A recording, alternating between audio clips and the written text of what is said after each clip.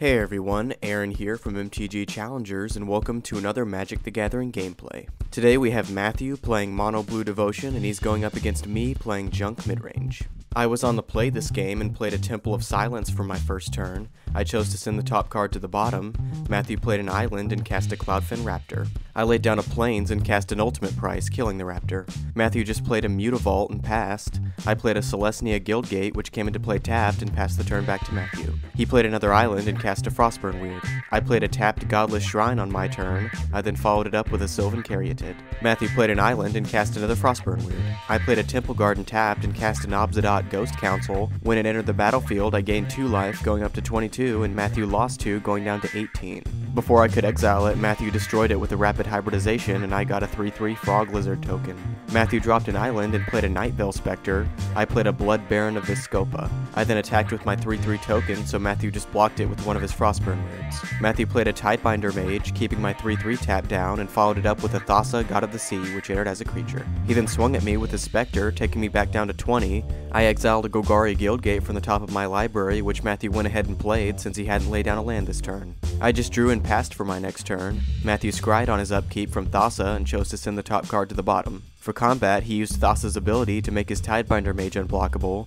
He then swung with it along with his Nightveil Spectre. In response, I used an Abrupt Decay to kill the Spectre and used a Hero's Downfall to destroy the Mage. Because of this, I was able to untap my 3/3 token next turn. For my turn, I played a Desecration Demon, followed by a Voice of Resurgence. Matthew left the card on top this upkeep. He played another Tidebinder Mage and tapped down my Voice of Resurgence. He then played a Bident of Thassa. He chose to skip combat and pass the turn. I played a Temple Garden tapped and cast another Obsidian. I went up to 22 and took Matthew to 16. At the beginning of combat, Matthew sacrificed one of his Frostburn Weirds, tapping down my Demon and putting a +1/+1 counter on it. I chose to pass the turn without attacking and left Obsidian on the battlefield. Matthew left the card on top again this upkeep. He then played another Nightveil Spectre. For combat, he made his Thassa unblockable, hitting me for 5 and drew a card. I played another Voice of Resurgence on my turn. Matthew chose not to sacrifice anything to tap down the Demon. As Thassa was tapped, I swung with everything I could.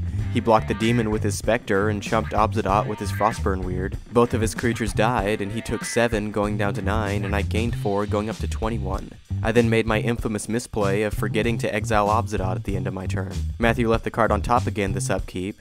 He then played another Tidebinder Mage and tapped down my second voice. He then followed it up by playing a Judge's Familiar. For combat, he made his first Mage unblockable and swung for 2, taking me to 19 and drew a card from the Bident. For my next combat, I swung with everything again. Matthew blocked my Baron with Thassa, killing it. He then chumped my Demon with his Judge's Familiar and blocked Obsidian with one of his Tidebinder Mages. He took 3, going down to 6, and I gained 4, going up to 23. I exiled Obsidian before passing my turn.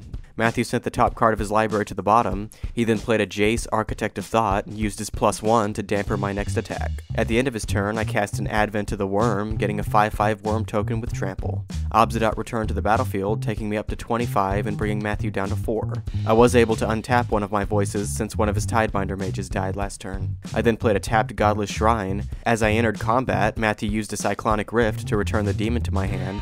Since this was my turn, I should have gotten 2 tokens from my voices, but I forgot. It didn't end up mattering, however. Matthew blocked the Worm with Thassa and chumped my Obsidian with his Mage. This block, combined with Jace's +1 from last turn, did allow him to barely stay alive, going down to 1, but since he knew Obsidian was returning next turn, he went ahead and scooped, giving me the win and taking us to game 2. So that's it for this gameplay. Thank you all very much for watching. To see the lists for these decks and others, check out our deck techs, and also be sure to keep up with the other gameplays that we upload. Thanks for visiting, and if you like what you see, subscribe for more Magic the Gathering content.